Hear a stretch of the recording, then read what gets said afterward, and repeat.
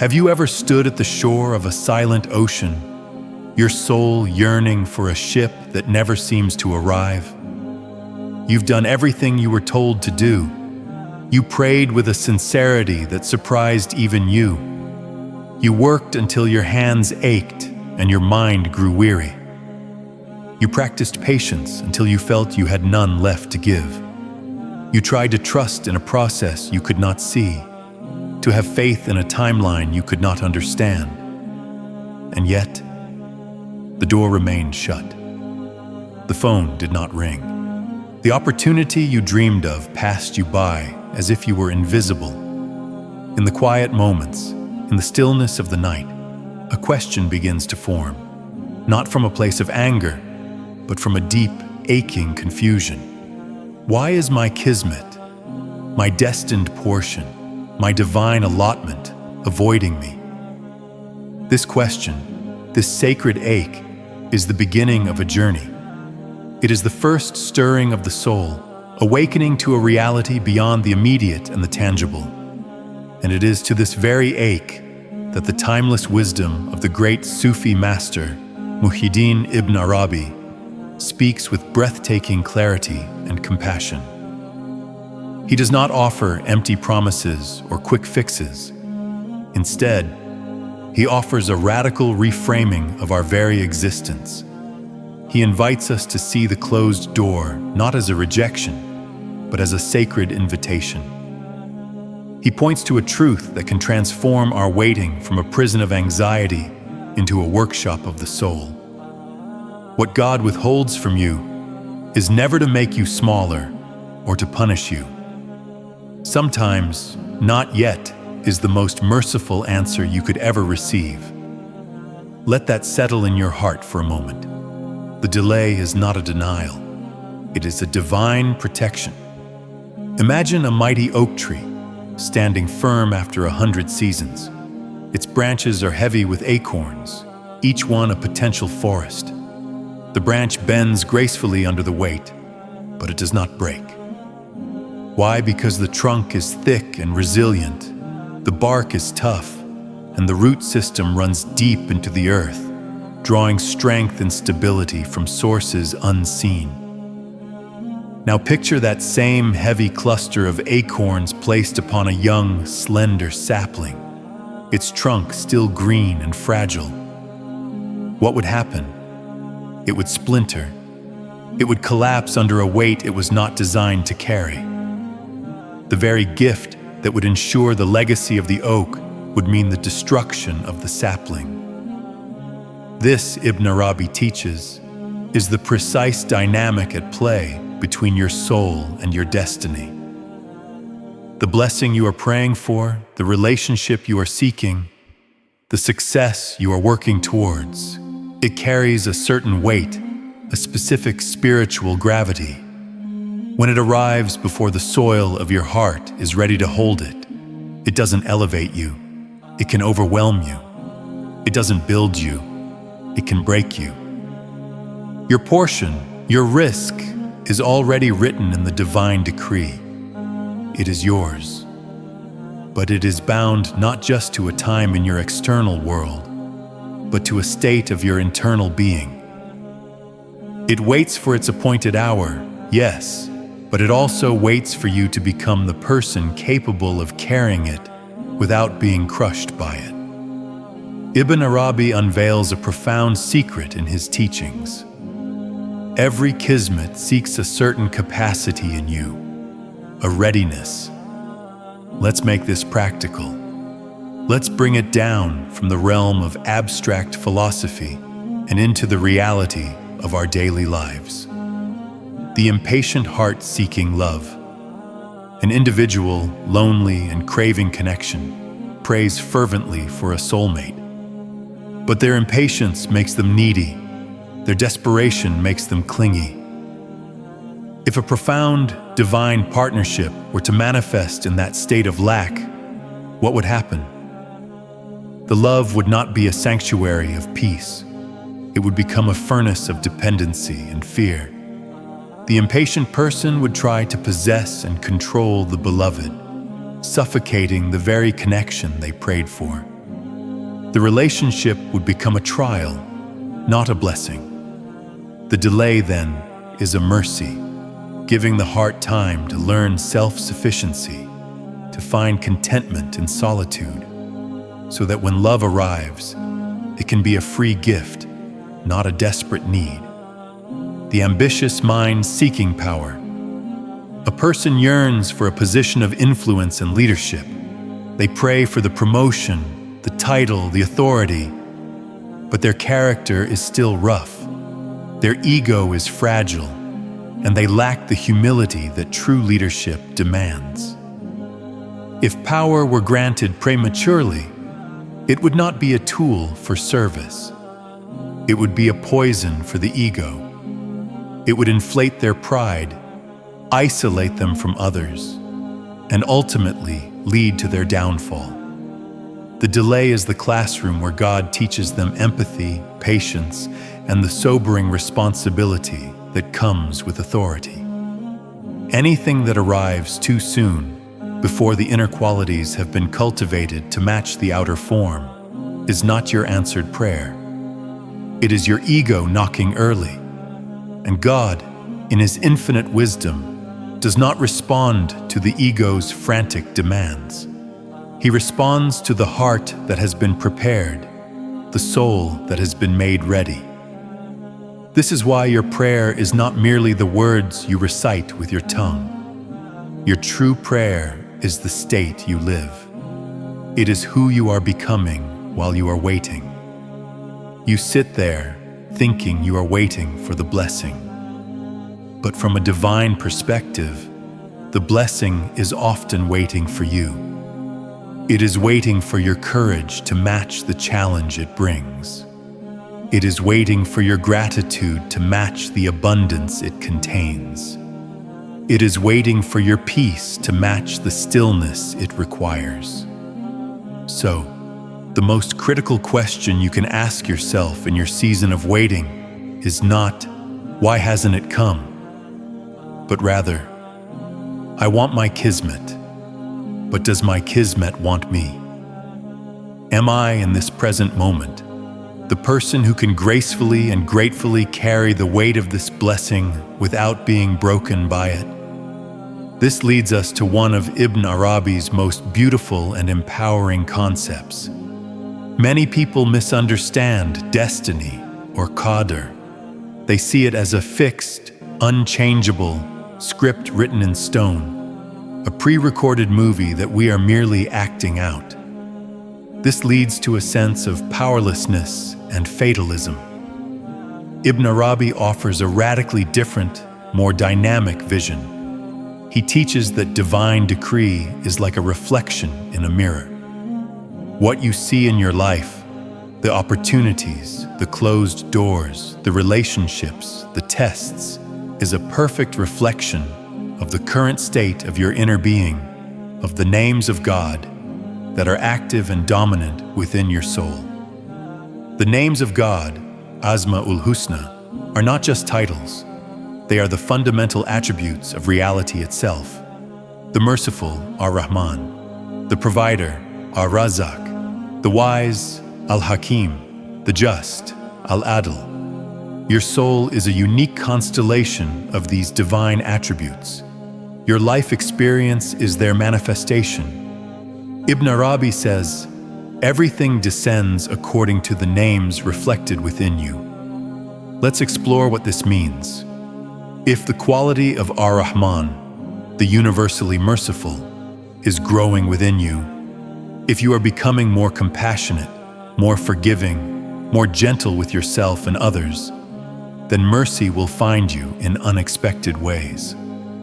People will show you kindness. Situations will resolve with grace. Mercy will be drawn to the mercy within you. If the attribute of Al-Hakim, the All-Wise, is awakening in your heart, if you are seeking knowledge, reflecting deeply on your experiences, learning from your mistakes, then wisdom will begin to flow into your life. You will find wise teachers, insightful books will cross your path, and you will start to see the hidden wisdom behind life's apparent chaos. Conversely, if your inner mirror is clouded by the dust of fear, anxiety, and impatience, what will you see reflected in your world? More things to be fearful about, more reasons to be anxious, more situations that try your patience. You will look at your life and say, "See, nothing is working out. My destiny is against me." But the truth is, you are not seeing your destiny clearly. You are seeing the smudges on your own lens. This is why some people receive a beautiful gift, a new relationship, a financial windfall, a career success, and it turns to dust and sorrow in their hands. Ibn Arabi warns, when a servant fails to recognize a blessing, that blessing becomes his enemy. If you receive a gift with a heart full of greed, you will hoard it, and it will isolate you. If you receive love with a heart full of insecurity, you will cling to it, and it will suffocate. You did not have the inner capacity, the polished mirror, to recognize it, receive it, and hold it properly. So, the spiritual work, the most important work of your life, is to polish the mirror of your heart. How is this done? Through remembrance, dhikr, consistently remembering the divine. This is not a mechanical repetition of words, but a conscious turning of the heart towards its source.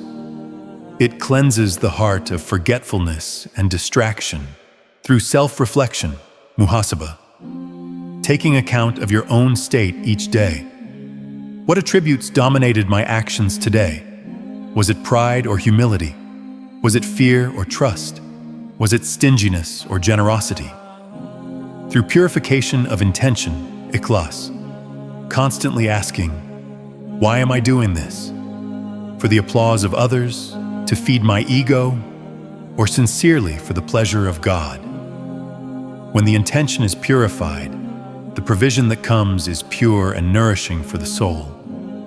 When you diligently polish this mirror, a miracle occurs. You begin to see the divine script that was always there. You start to understand why that door had to close, why that heartbreak was necessary, why that period of scarcity was a gift. The fog of confusion lifts, and you see that every single event was a perfectly calibrated lesson to prepare you for the kismet that has always been yours.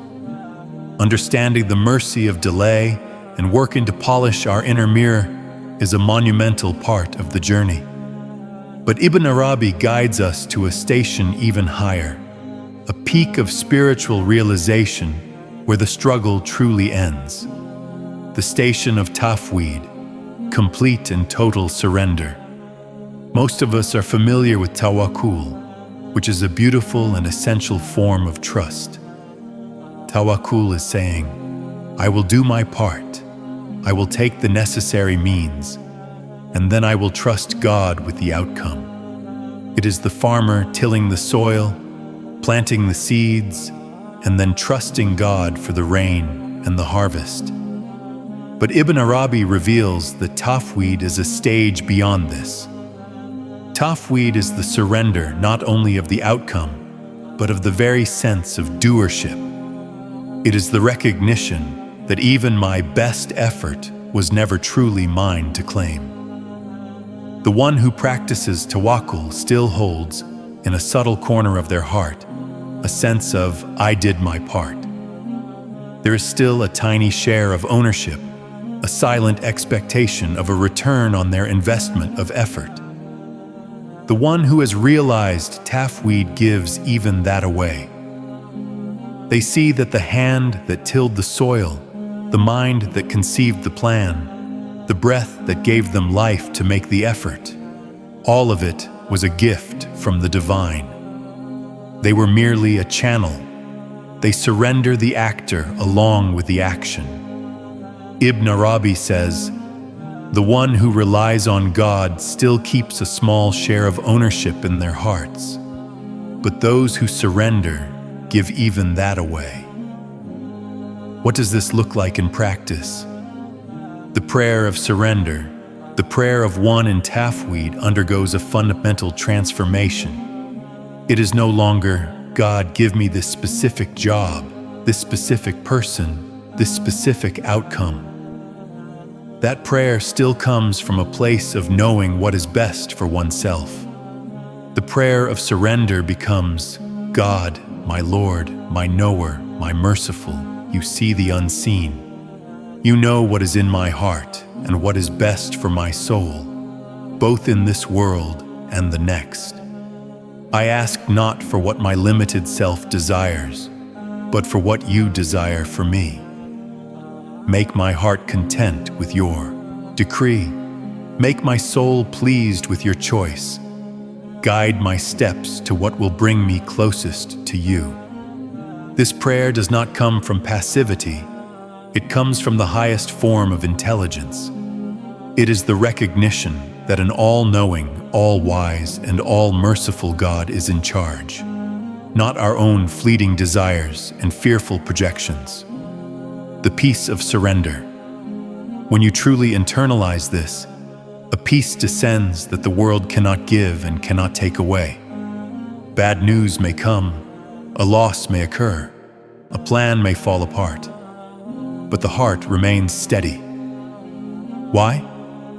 Because the heart is no longer attached to a specific form of the outcome. It is attached to the source of all outcomes. It knows that whatever comes, comes from Him.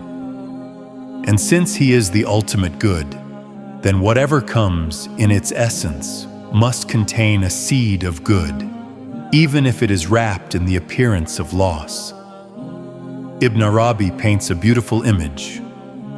The one who surrenders is calm even in the heart of the tempest, for God steers His ship. You are no longer the frantic passenger trying to grab the wheel in a storm you cannot control. You have moved to the seat of the witness. You watch the storm, you feel the waves, but you know, with a certainty that transcends intellect, that the captain is in control, and the ship is ultimately headed for a safe shore. This is the ultimate freedom. The more you try to control life, the more you become a prisoner of your own expectations and fears. The moment you release this illusion of control, the heart opens, and life begins to flow through you, not against you. So we have traveled a path from the pain of waiting to understanding its mercy, to polishing our inner being, to the ultimate release of surrender. Now we arrive at the synthesis, the grand conclusion where all these threads are woven together into a single transformative realization. You are not just waiting for your destiny, you are being prepared to become it. The closed door, the silent phone, the unanswered prayer, these are not signs of divine neglect. They are the chisel and the hammer of the divine sculptor. Carefully, lovingly, sometimes painfully, carving away the rough stone of your ego, your attachments, your impurities, to reveal the masterpiece that was always hidden within. The waiting room of your life is, in truth, the most important workshop you will ever enter. Ibn Arabi's ultimate secret is this: you don't receive your prayer, you turn into it. Your kismet is not an external object that will fall from the sky and into your lap. It is a light, a frequency, a state of being. And as you polish your mirror through remembrance, as you surrender your will through Tafweed, you begin to emit that very same light, that very same frequency. You stop chasing what is already yours. You start becoming it. When you become a vessel of mercy, merciful circumstances find you. When you become the embodiment of wisdom, wise solutions present themselves. When you become a presence of peace, peaceful relationships gravitate towards you. Your outer reality has no choice but to conform to your inner reality. This is the unshakable law of the cosmos, as explained by the great masters. And then, one day, you will find yourself standing before that long-awaited door. You won't be desperately pounding on it. You won't be anxiously peering through the keyhole. You will be standing there with a quiet confidence, a deep peace. And you will discover, to your awe, that the door opens from the inside. Not because you forced it, but because you and the door have finally recognized each other. The frequency of your soul and the frequency of your destiny have aligned. They have become one. You didn't just receive the answer to your prayer, you had become the answer all along. The seed does not make noise while it is growing. It trusts the darkness of the soil. It draws nourishment from unseen sources. It pushes patiently towards the light. Trust your ripening. Your kismet is not late.